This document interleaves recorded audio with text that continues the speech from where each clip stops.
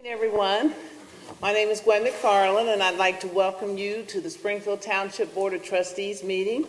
Today is April the 14th, 2015, and it is 5:29. Mr. Vernon, can you do the roll call, please? Yes, Mr. Burning, Present. Ms. McFarland, Present. two of the trustees are here. And Mr. Hunterlaw is on his way. He was caught up in another meeting, fighting for the township, so he's hung up in traffic, so he should be here. Just finished the land bank meeting. Land bank meeting? As the chief Okay, chair, so he is on his way but stuck in traffic, so. great. Okay. Chief Leininger, can you lead us in the Pledge of Allegiance, please? I pledge allegiance to the flag of the United States of America and to the republic for which it stands, one nation, under God, indivisible, with liberty and justice for all. Thank you, Chief. Okay. So far in our agenda, as we begin our meeting, we have approval of minutes, and the minutes are from our regular work session, February 24th, 2015, and then our regular meeting on March the 10th at 2015. Need a motion? So moved. All those in favor? You want to second it? I'll second it. That's right, because Joe's not here. I'll second it. All those in favor? Aye. Motion carries. Okay, Mr. Burning, can you give us, as our fiscal officer, our financial report, please? Yes, ma'am, I can. For the month ending March 31st, 2015, the township's expenditures, and I will round these, is $1.113 million, and the receipts were $1,071,000. The ending cash balance was approximately $19 million. This includes obligations to expenditures, payroll, regular operating costs, ongoing capital improvement projects, and investments. What I request is a motion to approve receipts, warrants, payroll expenditures, updated and current revenues and reports for the period ending 3/31/15. So moved. Second it? All those in favor? Aye. Motion carries, and I just want everyone in the audience to know that the financial reports are available at the administration offices weekdays during regular business hours. Thank you. Thank you. Mr. Burning. Next, we have departmental action and discussion items. Mr. Henningkamp, our township administrator. Thank you, Ms. McFarland. I have four action items this evening. The first involves a proposal to increase our EMS billing rates. This is a proposal that Chief Leininger is recommending by adjusting township rates, essentially $75 by increase in each of the various categories. And I think the board has copies of the information, but currently our BLS rate is $525, so the recommendation would be to raise that to $600. Our ALS 1 rate would be go from $725, which is what it is currently, to $800, and our ALS 2 rate would go from $800 to $875. In addition, he's recommending that the mileage increase from $12 to $14. So that's the recommendation, Chief. I think it's been 3 years since we last looked at this. Enclosed in your packet also is some of the rate comparisons in Hamilton County. I think if you'll see that even with these increases, we'll still be at the lower end. But again, our costs for all of the things to do are increasing, and I think that's primarily the justification for the recommendation. Certainly, Chief can add, but that's basically what the thinking is here. And as I mentioned, we're still on the low end.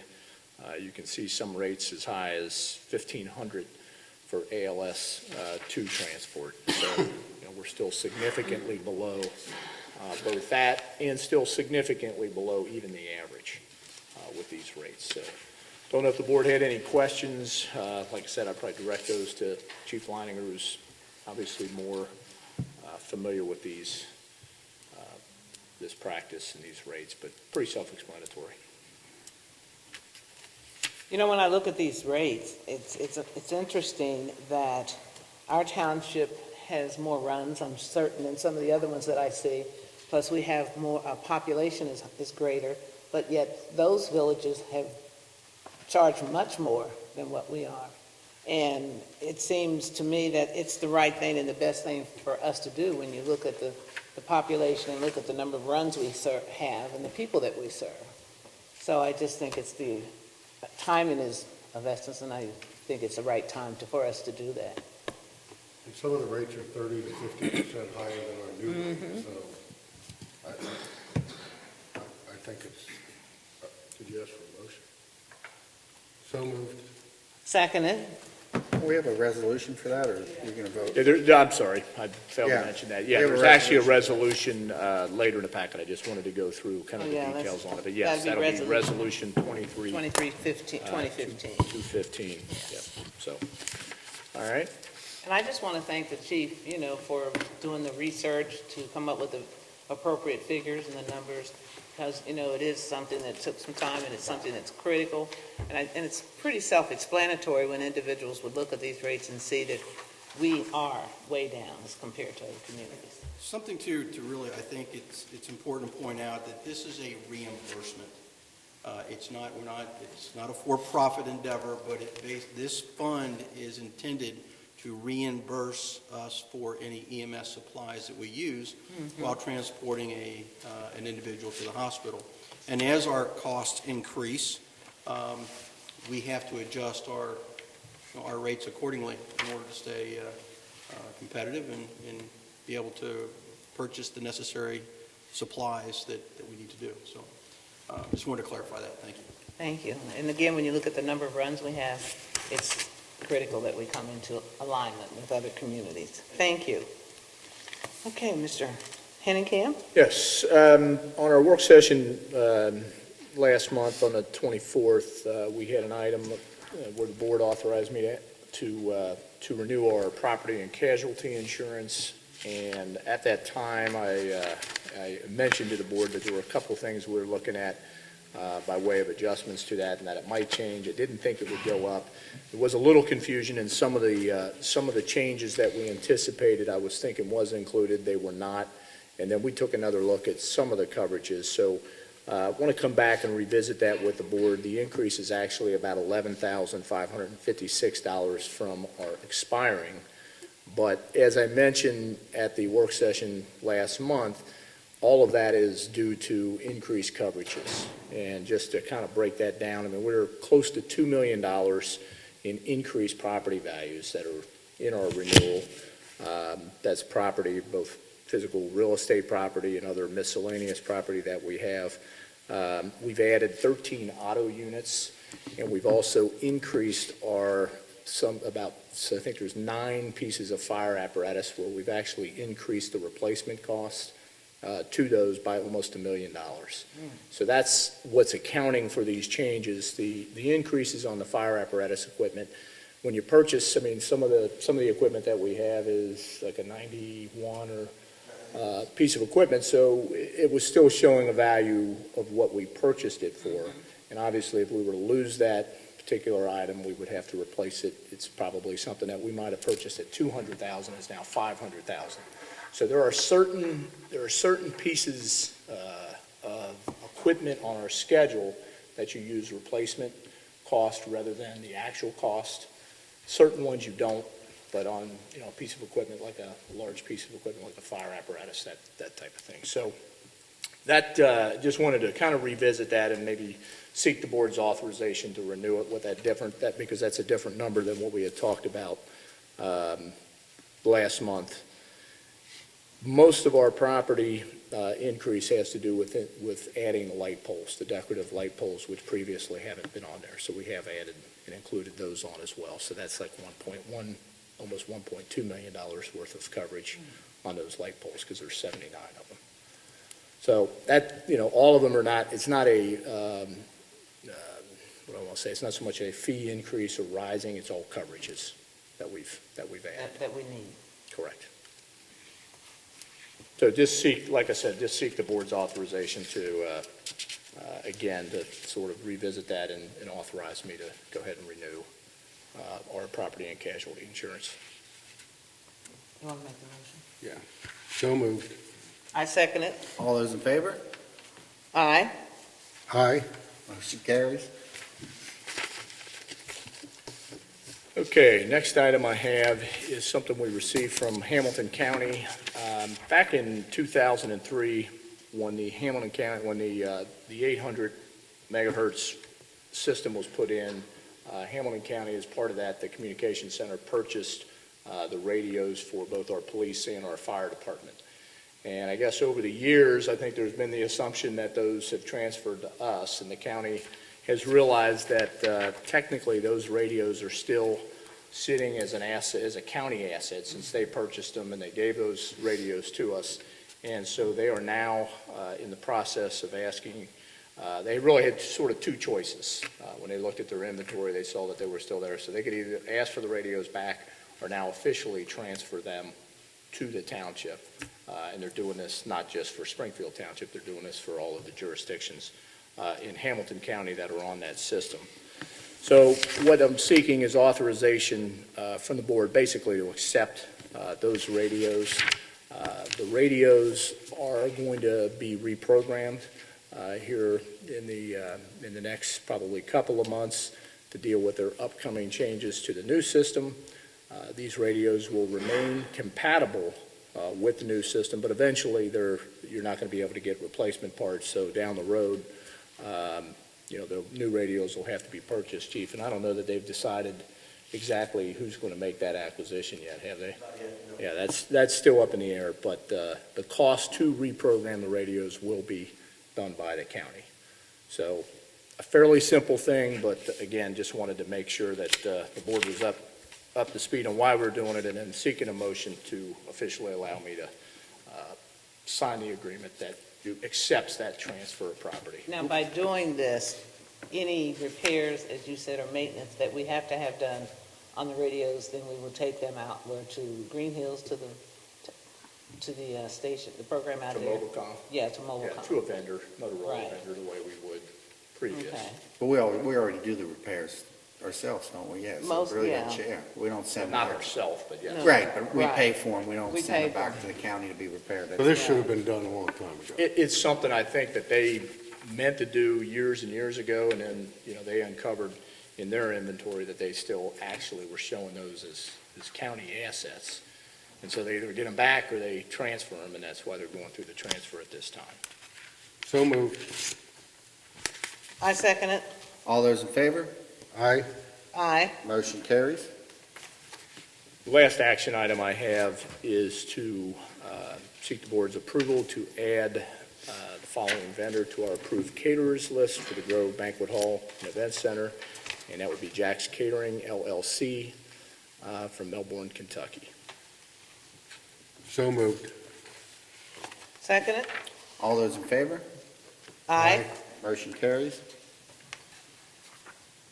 Just, I'll skip around just a little bit and go to our personnel update. A lot of activity in our police department this month.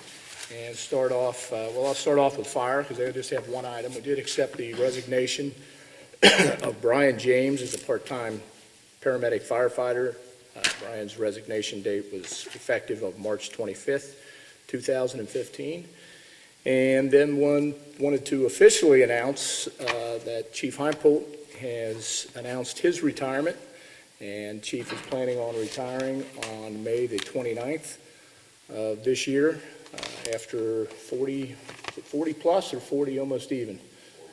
40 plus years, about 20 as Chief, 21 maybe, somewhere in that neighborhood. And then, of course, as part of our succession plan, it's something that we've been working on for quite some time. Upon the chief's retirement, Assistant Chief Rob Browder will then be promoted to the position of police chief on that same date. So 5 o'clock, Chief will retire, and 5 o'clock, we'll have Chief Browder stepping in. So I know this is something we've been talking about for quite some time, and as I mentioned, it's part of our long-term succession, but officially the date has arrived. So we'll be commemorating that in an appropriate manner as the month goes on, but certainly wanted to recognize that. Well, you brought our police department a long way from where it was 40 years ago, as well as met with all of the crises and challenges that face major police departments and moving us toward perfection and excellence with the recertification programs that you've set up and implemented. So you had a nice journey. It's been And we appreciate it. very much.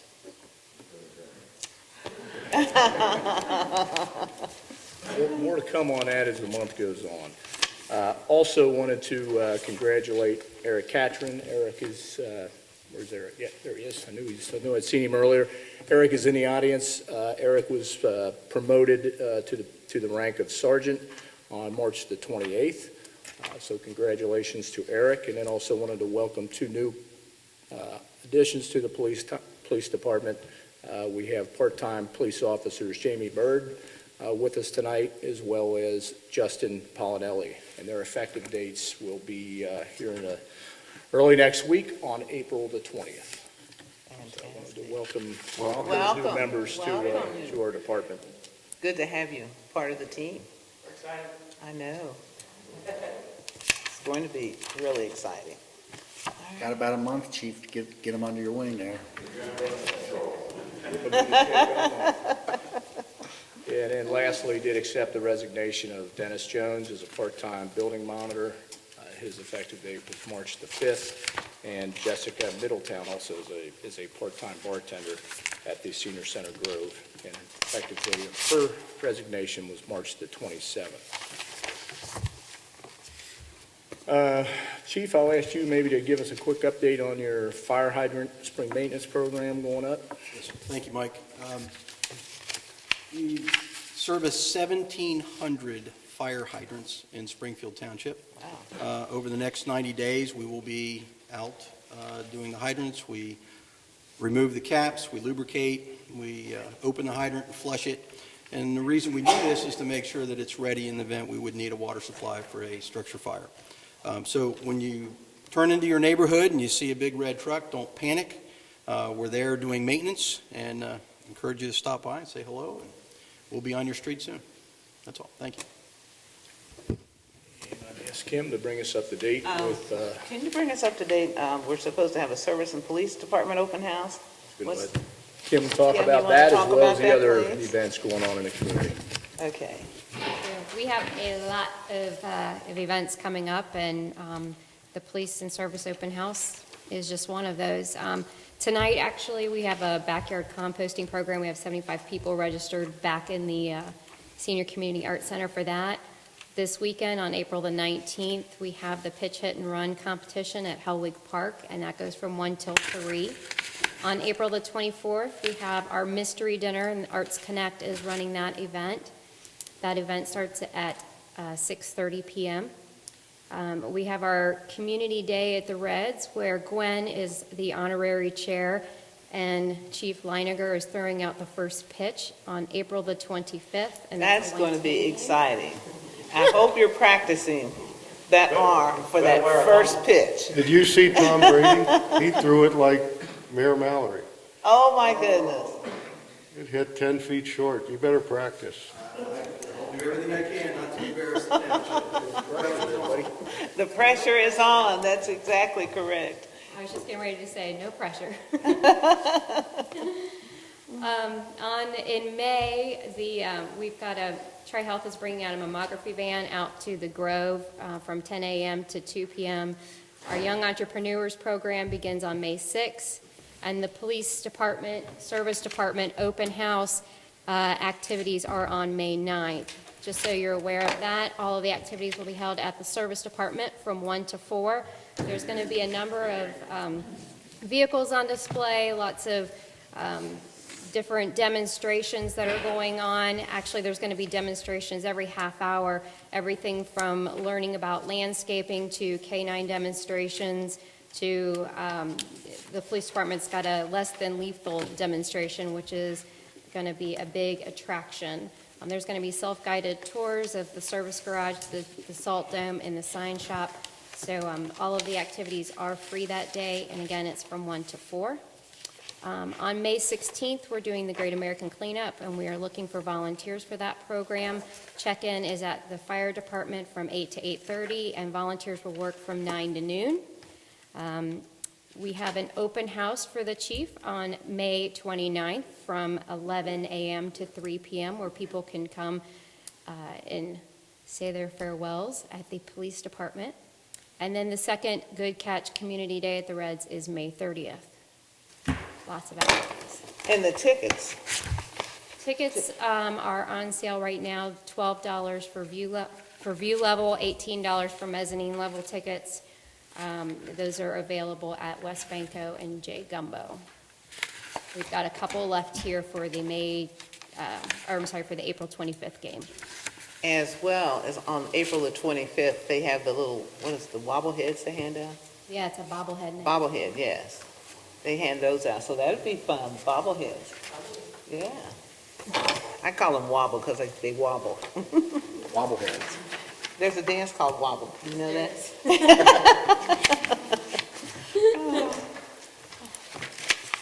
Okay. Department activity reports? Yeah, that's, unless the board has any questions, that really concludes my report. Okay. Next then, we move, glad you're here, safe. Got Made through it, all we the made it. traffic. Yes, we did. Okay, we're going to start now with our resolutions. Resolution number 21, 2015, declaring nuisances pursuant to Ohio Revised Code Section 505.87, various listed properties within Springfield Township, and authorizing statutory actions necessary to abate the nuisances. Need a motion? So moved. Seconded. All those, Mr. Burning? Aye. Mr. Honolo? Aye. Ms. McFarland? aye. Motion carries. Next resolution is number 22, 2015, authorizing the private sale of junk motor vehicles which were titled to the township pursuant to Revised Code 4513.61 and Revised Code 4513.62, and which are not needed or unfit for use in any township department. So moved. Second. Seconded. I got Joe on that one, sorry. That's Mr. okay. Burning? Joe's got it. Aye. Mr. Honolo? Aye. Ms. McFarland? Aye. Motion carries. This next resolution is number 23, 2015, and it's the one we discussed earlier. Resolution approving an increase in the ambulance billing rates. So moved. Seconded. Mr. Burning? Aye. Mr. Honolo? Aye. Ms. McFarland? Aye. Motion carries. Okay, old business. Anyone have any old business? The only thing, we had talked about putting House Bill 64 on our agenda, and kind of the more I looked at that, I think where probably that issue would be better raised would be at the Hamilton County Stormwater Oversight Board that deals specifically with those issues. We have a meeting coming up there, so I think I'll talk to Todd Long, and we'll just let that be something that board can address. And that way it would be, approximately 30 jurisdictions versus just Springfield Township sending a letter, and I think it's more appropriate to deal with it in that forum. And you have power in numbers as well. So that Exactly. would be good. I agree. Okay, any old business? Not old. Okay. New business. I have one item, just to make everybody aware, May 5th, Winton Woods has a school ballot issue. So if you're in the Winton Woods School District, we encourage you to vote. Okay.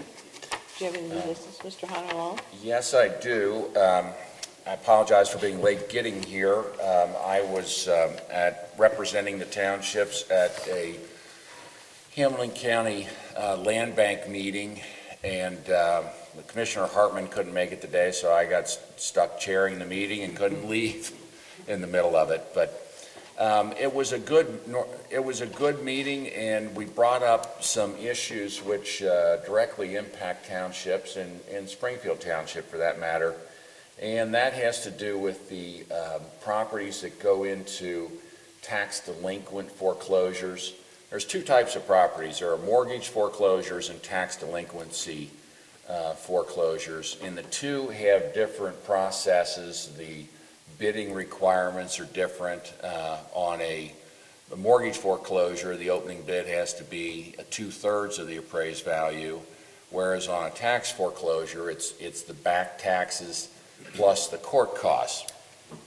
And if it doesn't sell, but on the tax foreclosures, if they don't sell after 2, then they go into a process where the minimum bid becomes $5. And we were looking at some statistics, and it's really kind of turned, what happens is a lot of people go out and buy these properties for $5. Some people are putting them on the internet, and like it'll show that they bought it for $5, 6 months later they sold it to somebody for $10 that might live in Hawaii. And then if you don't pay, well, the property just goes back into the tax foreclosure, system. And so a lot of these people buy these things for $5 or $10, put them on the internet, see if somebody else will buy them.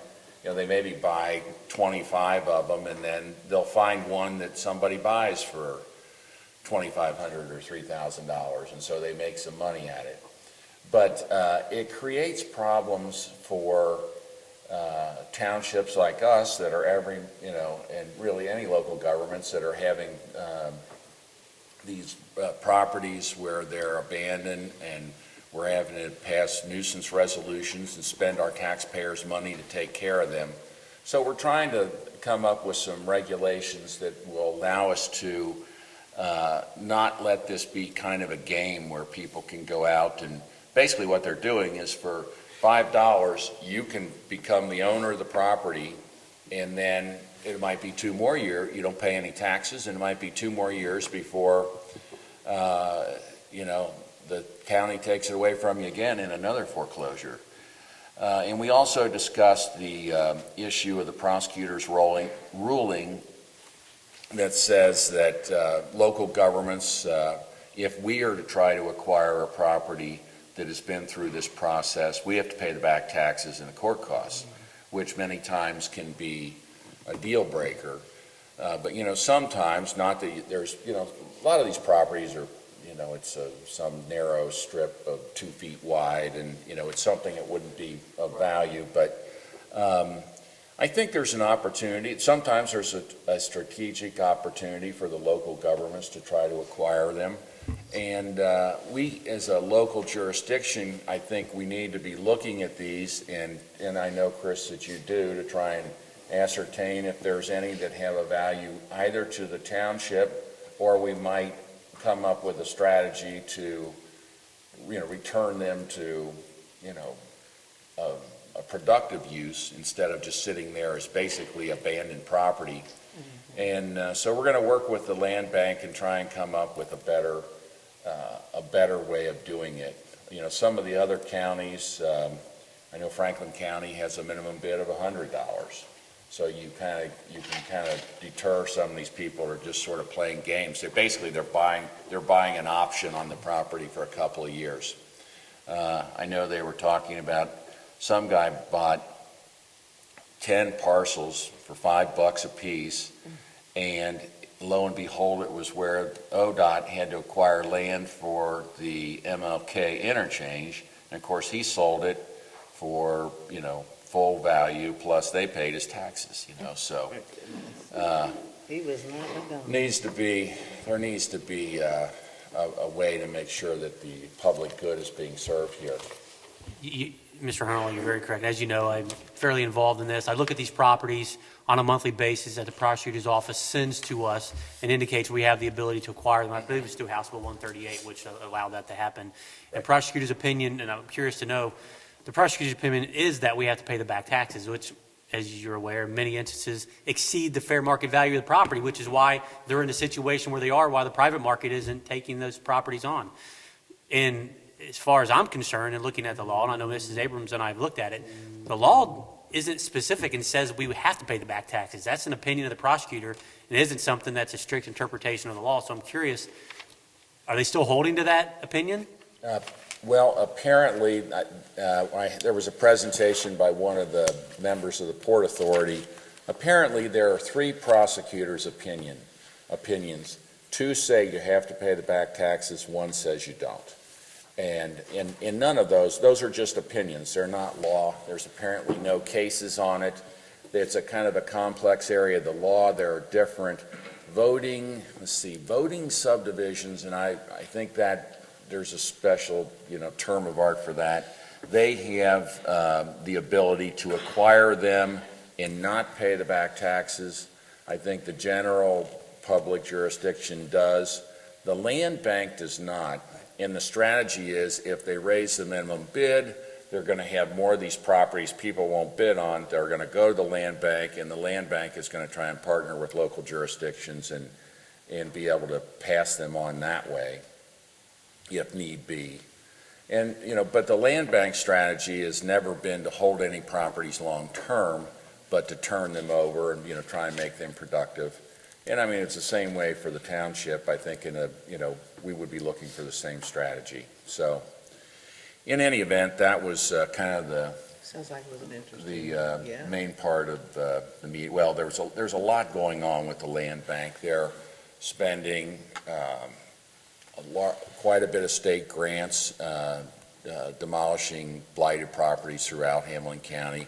A lot of them are in the city. The city has the majority of it. They're tearing down over 100 houses just in one program alone this year, and tore down over 100 last year and slated for another 100 next year. And then there's some bigger projects where they're actually taking down multi-family complexes. And so it's I think there's good that's coming out of it, but it's the whole idea is to try and get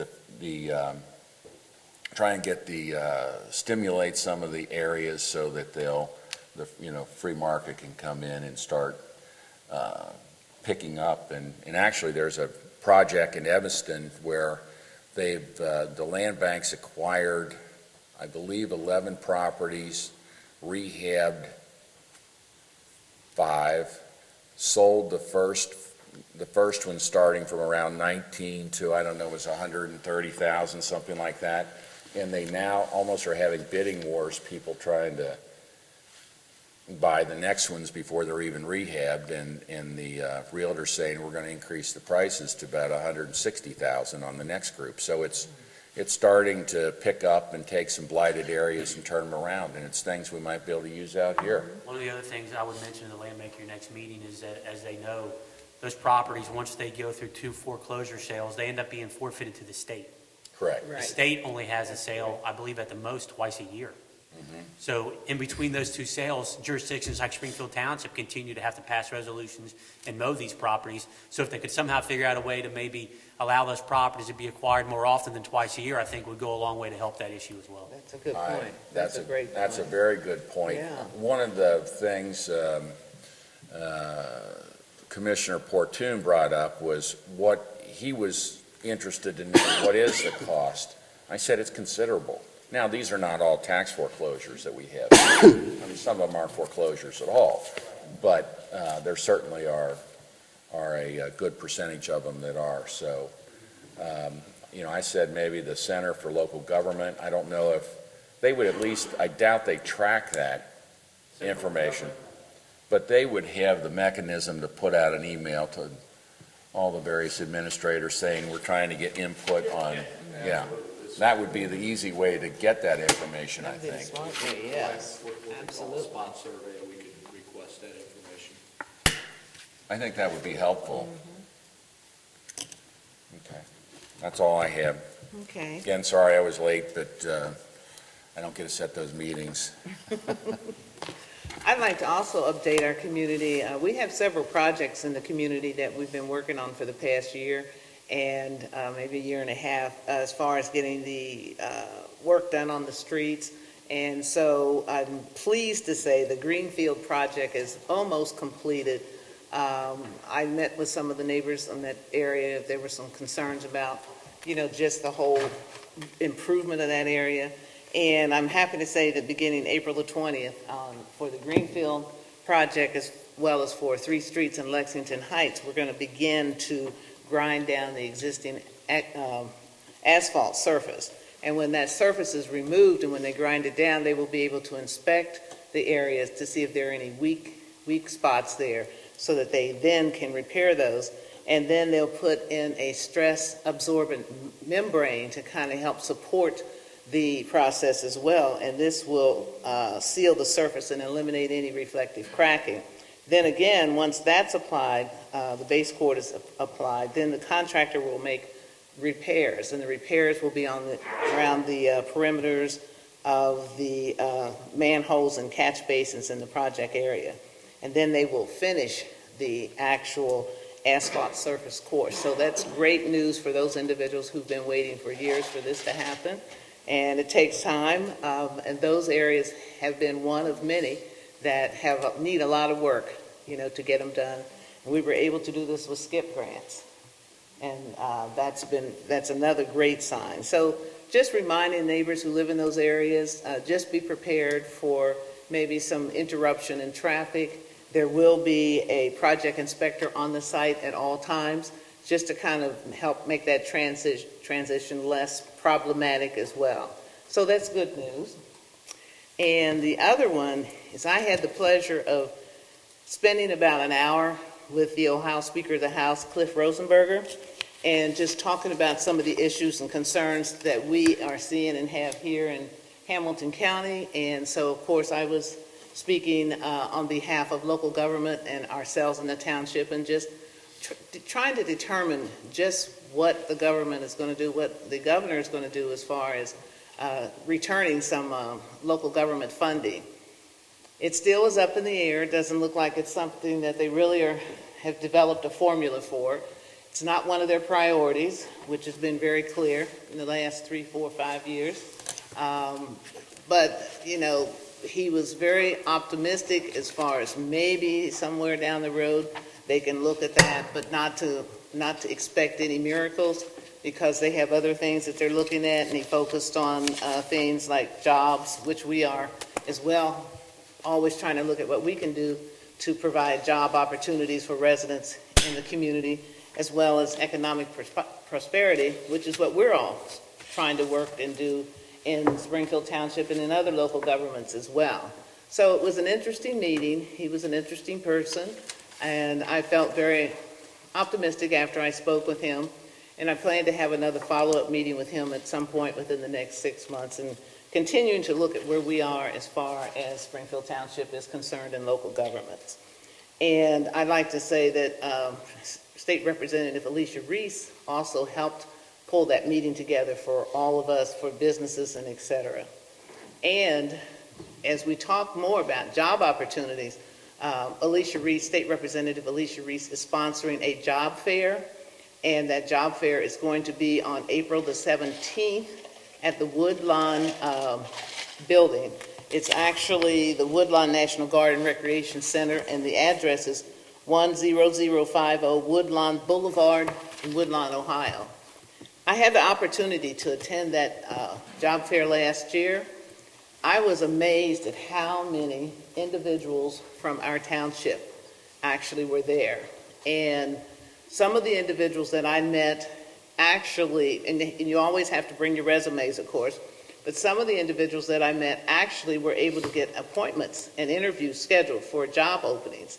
So if anyone needs a job and is looking for a job to improve their job opportunities, I'm strongly encouraging everyone to go down there.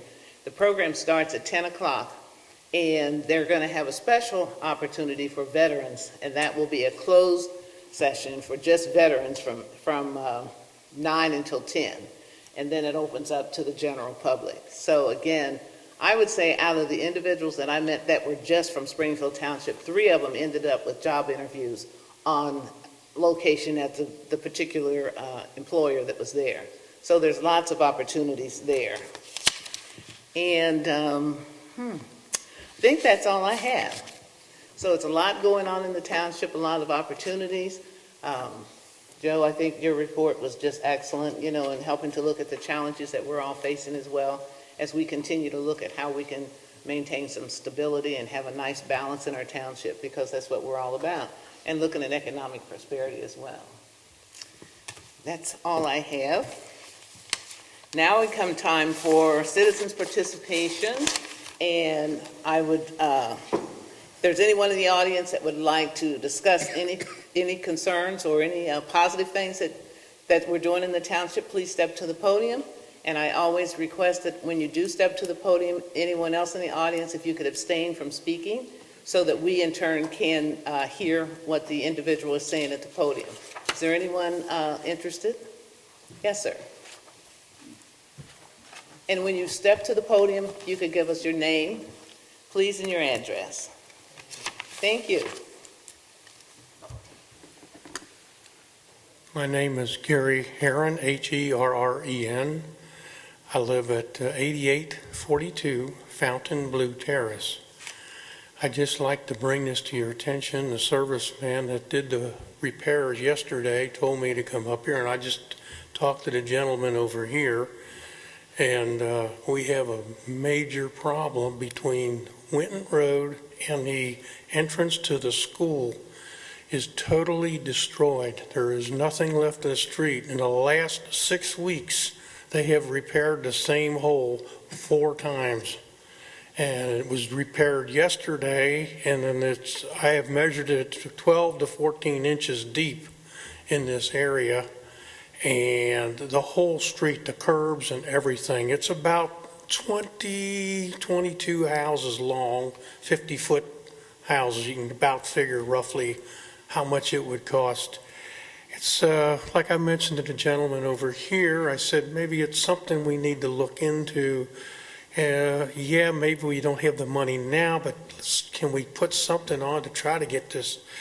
I can't even cut the grass. Before I can cut the grass, I got to rake all the rocks out of the grass before I cut, or else I'm going to ruin my lawnmower. And I'm not the only one that goes. It's the busiest street in the township, be honest with you, because we get every bus from Winton Woods, North College Hill, all the buses from Finneytown. They'll bring the kids to the high school, then they'll drop them off, then they'll have a run going to St. Bart's, St. Vivian's, et cetera, et cetera. So you got a constant, and it's just totally, the whole street going to Compton is bad, but in particular, that one section is just, like I said, totally gone. I just went out this morning, and the hole they patched yesterday, you can already see it. In another few days or a week, it'll be gone. It was down to rocks this big, all the way down to your base is where it was at. And my daughter yesterday was picking them out of our yard before she could even cut the grass and that. And I said, well, this is something. And then the gentleman asked me to come up, and I says, well, I'll do it. And I just happened to ask him for some information, what to need to do, and here he is, he's in charge, and I didn't realize it. Yes, I know it's something that you can't say, oh, we're going to run and do it, but I thought, like I told him, maybe 16 or 17, we can do something and try to do something in between the curbs and everything. I'd appreciate just taking a run down there and look at it. It's really in bad shape. This is going every year. And I'm sure he can give the reports of how many times they're down there. I mean, it's just, it's really costing us a lot of money in the township down there. Every time I turn around, I see trucks down there, and I'm sure he can verify what I'm talking about. I thank you very Mr. much. Herron, thank you. I know that there are a lot of streets, Oh, I know. that need repair. And I'm going to talk with Mr. Musselman and have him reassess that as well. He is putting together a report he's doing a complete analysis of the streets in the township, and he will put together a report looking at which ones are critical, which ones are poor, fair, medium, poor, and then we move forward from there. But those that really need excessive work, that's something we need to look at even more. We'll take a look at that. But we'll And take a thank look you for at it. bringing it to our attention. Thank you. Thank you. I reassured Mr. Herron that I would take a look at that, the area that he described tomorrow, and discuss it with John. We'll see what we can come up with from a short-term solution as well as all. Right. Thank you. Thank you for very much. coming. Is there anyone else? Yes, Ms. Fields? Yes, Anna Fields, Pleasant Run Farms. I live at 1962 Fallbrook Lane. We have brought our concerns to you before about some streets in Pleasant Run Farms, and I know they were being taken under consideration, but I had an experience last week that I think you really need to give some more consideration to. With the last storm that we had, I think last week, there were huge chunks of pavement and gravel in the circle where I live. And I had a great deal of difficulty navigating to and from my driveway. It looked like a disaster area because there were so many big chunks and so much gravel with the additional potholes. It was like driving on a country road. Another resident did help me remove some of the large chunks. We put them in a garbage can for Rumpke to take away. I did contact Mr. Musselman, and the very next day, he sent a crew out, and they filled those potholes and cleaned up most of the debris. And I did send him an email to thank him because I really appreciated the prompt response he gave us.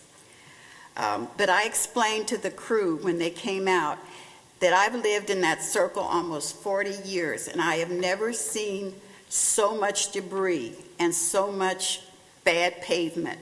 And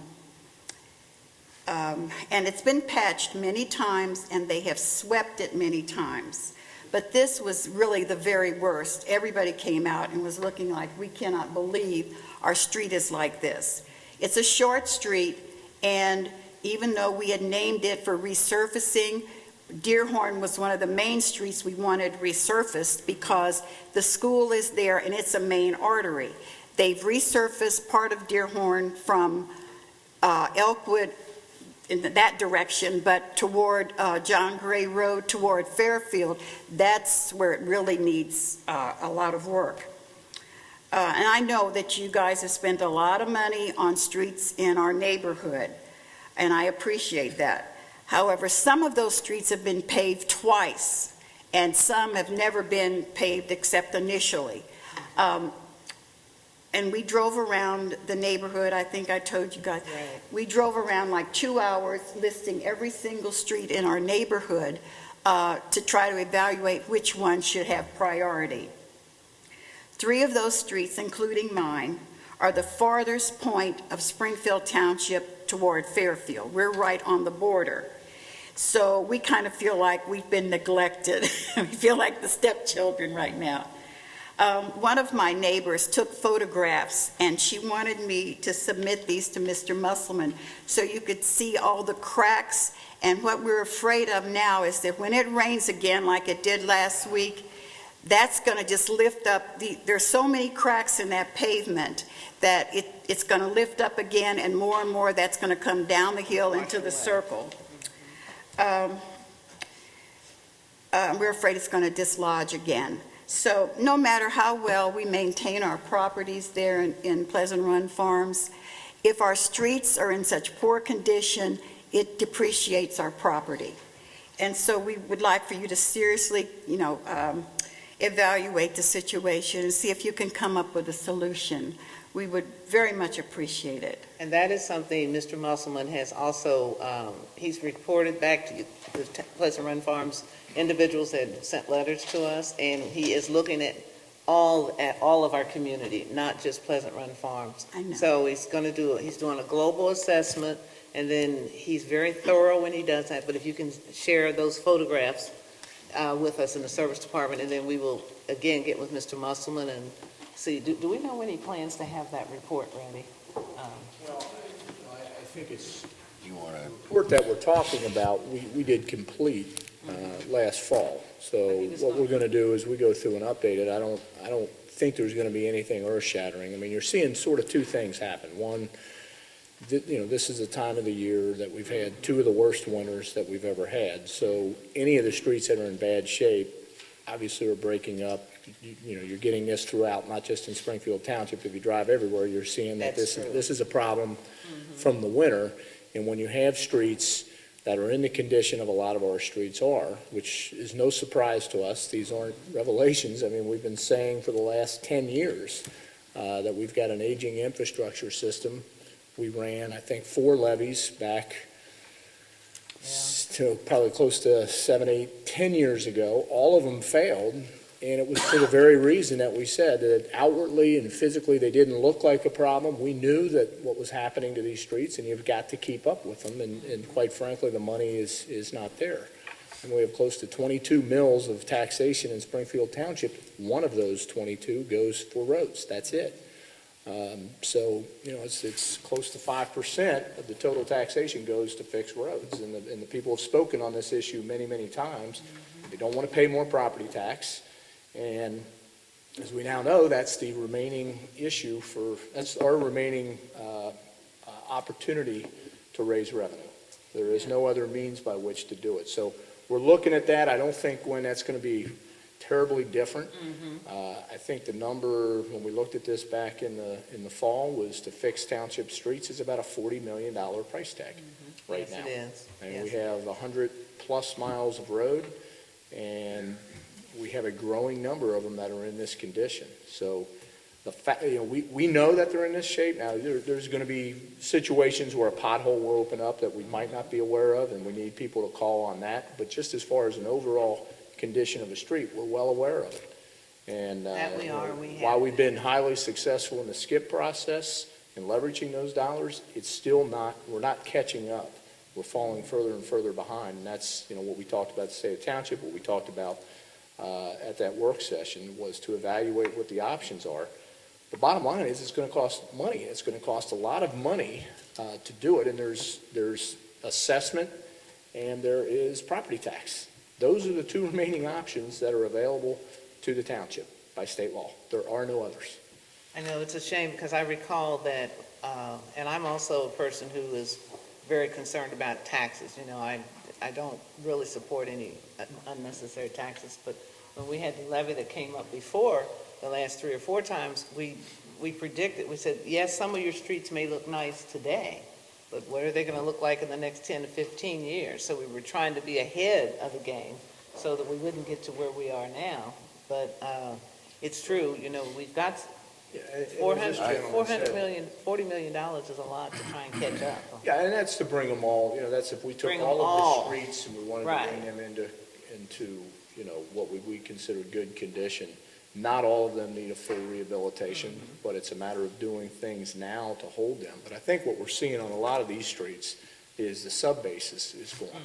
And Which is that's what Mr. exactly, Aaron you can fill that all day long, but when the sub-base is moving, and unfortunately, we're in an area that has some difficult soils to begin with a lot of lake bed clay, so it moves, which means, as that asphalt gets brittle, it's going to break, and there's just nothing under it to hold it. So it requires a substantial, cost to it to repair. One of the, I agree with Ms. Fields when she says that, it affects your property value, and it does.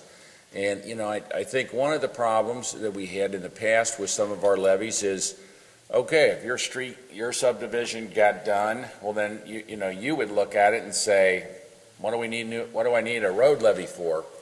Maybe, and this is one of the things which we've talked about and need to look at, is perhaps creating districts where we put before the property owners a ballot initiative to do an assessment that would fix their streets. And that would be the sole purpose of that. And then leave it up to the individual property owners if they want to get their streets fixed or not. That's one possibility. And so I think we're going to need to, if you look at the township, sort of big picture into the future, this is the big issue. It's dealing with the infrastructure, primarily our streets. And so I think it's a priority of the board. We're trying to come up with a way to do it. The voters have spoken, Now, some of those levies barely didn't pass. The first one lost, I think, by 15 votes. Yeah, it was just almost 50-50, but still, it didn't pass, so. Yeah, I think this is the issue that, as you said, Joe, this is the issue we've identified as, we've made a lot of progress in our financial stability issue with the passage of the JED last year. That made up about 30% of the lost 50% revenues that we had. And again, this is just in the general fund, but the problem we're having is the service department, just the operational aspects of the service department, They have 5 different major funds in which they receive their funding. Unfortunately, if you look at those revenues from where they are this year as compared to where they were 10 years ago, they're relatively flat.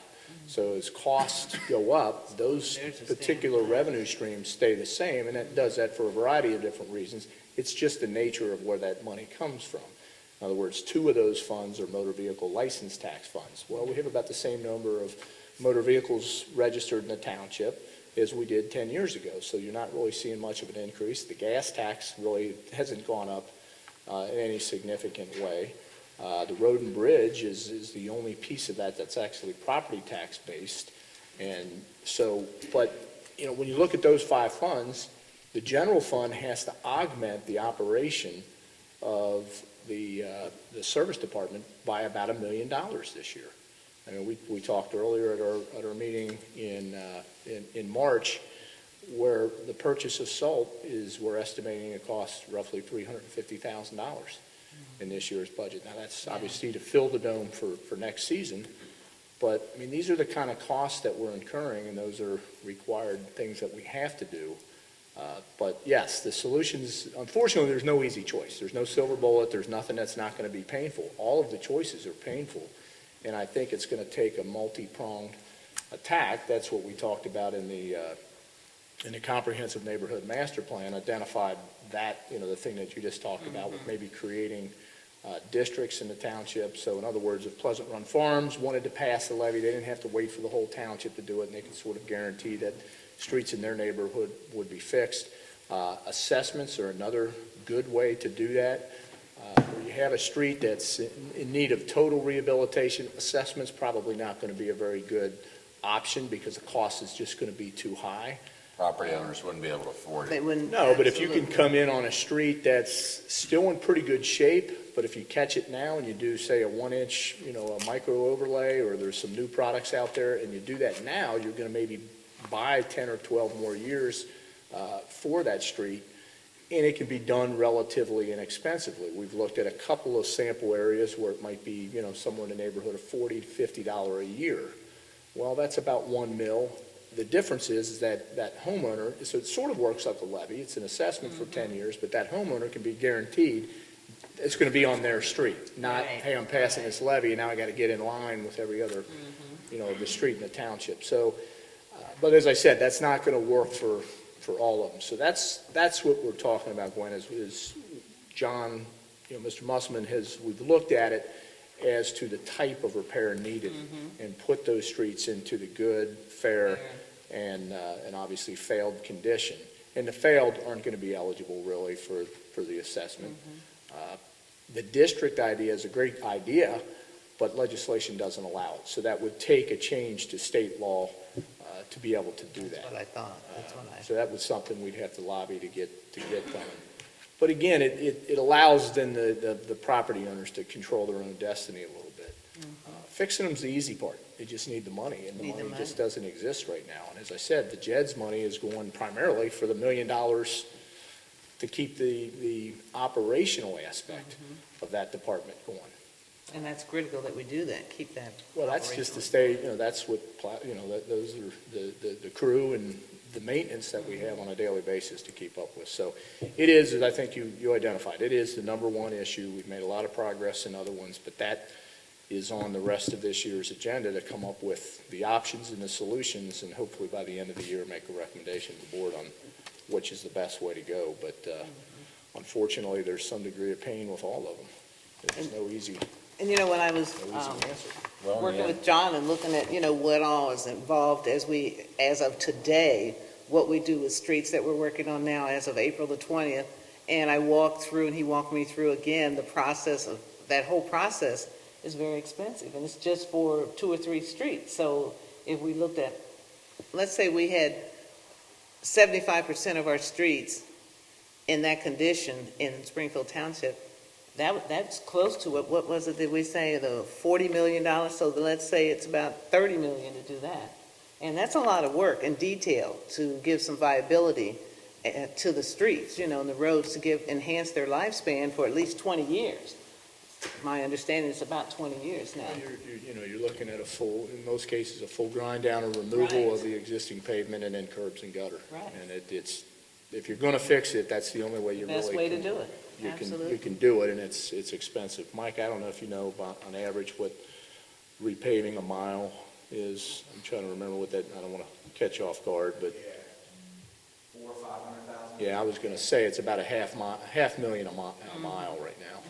So, and we've got over 100 miles of road, and that tells you about, Tells the story right there. where the cost is.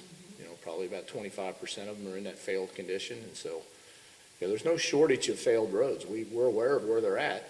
It's not that we don't know that, but it's coming up with, a solution for those. By the same token, when we have certain streets, sometimes a street will just come apart due to weather events or different things. So we are going to get out, we're going to look at Fontainebleau, see what we can do to keep that, basically keep it Band-Aided, put a Band-Aid on and figure out some way to get by with it till we can figure out a permanent solution.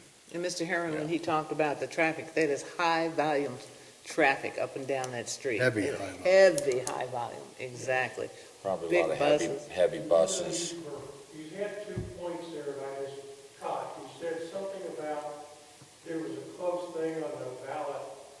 I think you ought to consider trying to put it on the ballot, but when you put it on the ballot, you use the report that you have, how many miles of roadway we have to do, how much it's going to cost, how much percentage, if you break all this down to the people ahead of time, that they can see, and then start putting pictures in the hilltop and streets that just totally are destroyed. Maybe you can get the thing passed easily. I voted for the last time, and I'd vote again in a heartbeat, because I know there's quite a few streets that need it. Thank I don't you. like to spend the money, but I do like to have my property value go up, and that's going to, for me to spend $1, I could get $2 for my house. That's the way you should look at it. Thank you. That's the way I look at it. That's the way the normal person would look at it. If it's publicized that way, and you put it on a ballot, you say it's going to cost X amount of $1 million, 400 million, whatever. You say you got 70% of the roads, and you start showing how many miles of road you got to do.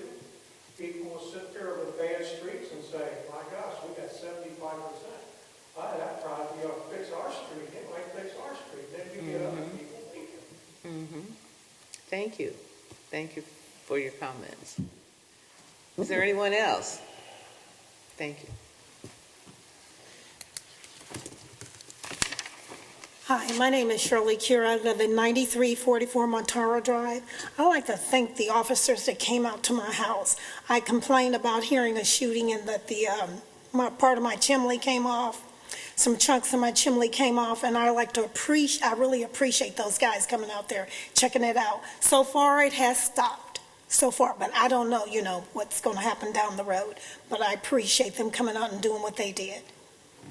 Thank you. Thank you Thank very you. much. Thank you. Thank you. Is there anyone else? Seeing that there's no one else at this particular point, I'd like to entertain a motion to adjourn. So moved. Seconded. All those in favor? Aye. Meeting is closed.